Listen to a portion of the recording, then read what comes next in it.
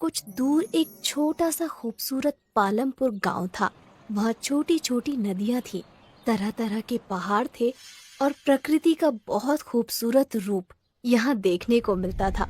लेकिन इन सब के बावजूद पालमपुर की सबसे मजेदार चीज वहाँ हर साल लगने वाला बसंत का मेला था। कहते हैं कि पालमपुर में लगने वाला मेला इतना बड़ा होता था कि कोई भी उसे एक दिन में पूरा नहीं घूम सकता था। उस मेले में गांव वाले तरह तरह के खिलौने, कई तरह की मिठाइयाँ, ना जाने कितने किस्म के खेल और अलग अलग तरह की खाने पीने वाली चीजों का ठेला लगाते थे। और इन ठेलों में से एक सबसे मशहूर ठेला था सुरेश चाट भंडार। 4 पहियों की इस ठेले पर सुरेश चाट पापड़ी, टिक्की और गोलगप्पे बेचता था। लेकिन बाकी सभी चीजों से ज्यादा लोगों को सुरेश के गोलगप्पे पसंद थे। मेले में हर रोज सुरेश ठेला भर कर गोलगप्पे लेकर जाता था, लेकिन शाम होने से पहले ही उसके सारे गोलगप्पे बिक जाते थे। काफी बड़े बड़े लोग सुरेश को हराने की कोशिश कर चुके थे, लेकिन कोई भी उसे हरा ना सका, क्योंकि उसके गोलगप्पों की बात ही अलग थी। सुरेश के साथ उसका एक 12 साल का बेटा माधव और एक 16 साल का लड़का रोनित रहता था। रोनित सुरेश का बेटा नहीं था, पर पिछले साल एक दुर्घटना में अपनी बीवी को खो देने के बाद सुरेश ने अपना हाथ बटाने के लिए रोनित को साथ रख लिया था। रोनित अनाथ था। मेले में सिर्फ एक दिन बाकी रह गया था। सुरेश और रोनित दोनों तैयारियों में लगे हुए थे। सुरेश जल्दी जल्दी गोलगप्पे तल रहा था, तभी उसकी नजर माधव पर जाती है, जो बने हुए गोलगप्पों के साथ कुछ कर रहा होता है। माधव बड़ा ही चंचल होता है। वो गोलगप्पों में कभी कुछ मिला देता तो कभी कुछ। माधव को देखकर सुरेश कहता है, अरे मेरे साइंटिस्ट अब क्या कर रहा है गोलगप्पों के साथ? 1 मिनट पापा। माधव ने गोलगप्पों में थोड़ी सी हल्दी, मिर्च और धनिया डाली, फिर उस पर दही डालकर कहने लगा, ये लो, ये बन गए चटपटे दही वाले गोलगप्पे। जब तू गोलगप्पे बेचेगा ना, तब ये सब नुस्खे अपनाना। अरे माधव पढ़ लिख कर गोलगप्पे क्यों बेचेगा? क्यों, क्या खराबी है? काम इंसान को छोटा बड़ा नहीं बनाता, बल्कि इंसान काम को छोटा बड़ा बनाता है। अच्छा, मतलब ये गोलगप्पों में मिर्च धनिया भरकर बड़ा इंसान बन जाएगा? क्या पता बन जाए। तुम्हें पता है, माधव जिस उम्र में है, उस उम्र में एक इंसान का दिमाग सबसे ज्यादा तेज होता है।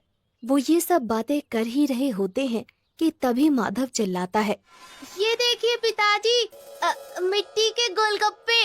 ये देखकर रोनित हंसने लगता है और कहता है, अगर गोलगप्पे में मिट्टी मिला देना दिमाग है, तो अच्छा है मेरे में कम दिमाग है। अच्छा चुप रहो, वो हरी वाली पोटली लाकर इस पानी में मिला दो। मैं बाहर काम से जा रहा हूँ, आते हुए रात को देर हो जाएगी। ये कहकर सुरेश वहाँ से चला जाता है और रोनित पोटली के पास चला जाता है। वहाँ 2 रंग की पोटलियाँ होती हैं, एक लाल और एक हरी। रोनित गलती से हरी की जगह लाल वाली पोटली उसमें मिला देता है। तभी उसे बाहर से कुछ आवाज आती है और रोनित बिना पानी को देखे ही बाहर चला जाता है। उसने ध्यान ही नहीं दिया कि पानी का रंग हरे की जगह काला हो गया था। रात को जब सुरेश घर वापस आता है तो देखता है कि माधव अपने बिस्तर पर सो रहा होता है, पर रोनित घर में कहीं नहीं होता। सुरेश को लगता है कि वो काम खत्म करके अपने दोस्तों के साथ खेलने चला गया होगा। रात को सोने से पहले वो निश्चय करता है कि कल की तैयारी का सारा सामान देखकर सो जाएगा। वो चाट पापड़ी देखता है, जो कि बिल्कुल ठीक होती है। गोलगप्पे भी अच्छे ही दिख रहे होते हैं। फिर वो पानी के ड्रम से ढक्कन हटाता है और देखता है कि पानी भी देखने में बिल्कुल ठीक लग रहा है। उसका रंग भी आम तौर की तरह हरा ही है। सुरेश चैन की सांस लेता है और सो जाता है। अगले दिन सुबह सुबह सुरेश मेले में अपना ठेला लेकर पहुंच जाता है। सुरेश काफी थका हुआ था, क्योंकि रोनित अभी तक वापस नहीं आया था, इसलिए उसे अकेले ही सारा सामान ठेले पर लाद कर मेले में आना पड़ा। वो रोनित से गुस्सा भी था और उसे उसकी फिक्र भी हो रही थी।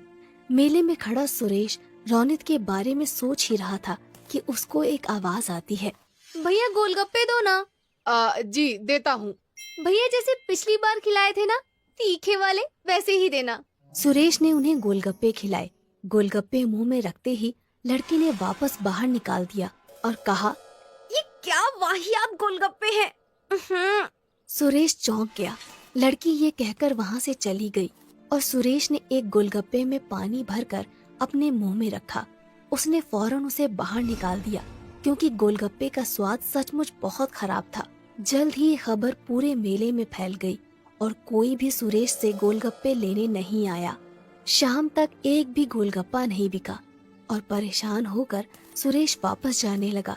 वो अपना ठेला खींचता है और वापस जा रहा था कि उसने देखा कि मेले में एक नई दुकान लगी है जहाँ काफी भीड़ है। उसने पास जाकर देखा तो एक नई कंपनी गोलगप्पे बेच रही थी और लोगों की भीड़ वो गोलगप्पे खा रही थी। सुरेश इधर उधर नजर दौड़ा ही रहा था कि उसने देखा कि गोलगप्पे रौनित बेच रहा था। सुरेश समझ गया कि ये वही कंपनी है जो सुरेश को काम पर रखना चाहती थी, पर सुरेश के मना कर देने पर उन्होंने रौनित को पटाकर उसका काम खराब कर दिया। सुरेश कुछ नहीं बोला। उसने अपना ठेला लिया और चलने लगा। उसे इस बात का दुख नहीं था कि उसके गोलगप्पे नहीं बिके, पर इस बात का ज्यादा दुख था कि जिस रौनित को उसने अपने बच्चे की तरह पाला, उसने उसे धोखा दे दिया। यही सोचते सोचते वो घर पहुंच गया। उसे देखते ही माधव बहुत खुश हुआ और बोला, पापा, आप इतनी जल्दी आ गए और सारे गोलगप्पे वापस क्यों ले आए? वो बेटा, पता है मुझे, आप इसलिए लाए ना ताकि मैं नए गोलगप्पे बना सकूं। सुरेश ने मुस्कुराकर कहा। हाँ बेटा, जाओ नए गोलगप्पे बनाओ। ये सुनकर माधव खुश हो गया और कुछ गोलगप्पे लेकर वहाँ से चला गया। सुरेश वहीं बैठकर सोचने लगा कि कैसे अपने गोलगप्पे बेचने का काम दोबारा से शुरू करे। वो ये सब सोच ही रहा होता है कि माधव अचानक उसके सामने आकर कहता है, पापा, आ करो। अरे क्यों? आ करो ना। सुरेश ने अपना मुंह खोला और माधव ने एक काला सा गोलगप्पा उसके मुंह में डाल दिया। ये क्या डाल दिया मेरे मुंह में? क्या मिलाया है तूने इसमें? चॉकलेट। अच्छा। ये गोलगप्पे खाकर सुरेश के दिमाग में एक आइडिया आया ही होता है कि तभी माधव कहता है, ये लो पापा, ये भी खाओ। सुरेश मुंह खोलता है। इसमें क्या मिलाया है तुमने? मिट्टी और लाल मिर्च। सुरेश हंसने लगता है और माधव को गले से लगा लेता है। फिर सुरेश पूरी रात अपने कमरे में कुछ करता रहता है। अगले दिन मेले में रौनित के गोलगप्पे बिक रहे होते हैं। तभी एक आवाज आती है, ये क्या खा रहे हो? वहाँ चलो सुरेश के पास, कुछ नए किस्म के गोलगप्पे आए हैं।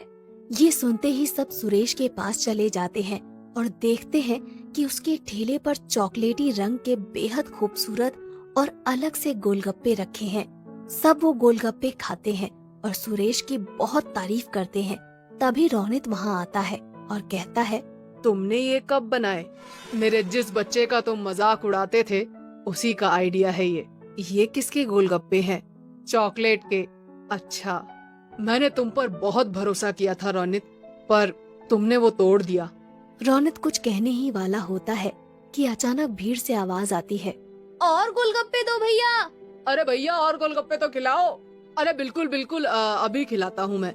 ये कहकर सुरेश गोलगप्पे बेचने लग जाता है और दोबारा पालमपुर के बसंत के मेले का सबसे मशहूर गोलगप्पे वाला बन जाता है, चॉकलेट के गोलगप्पे वाला।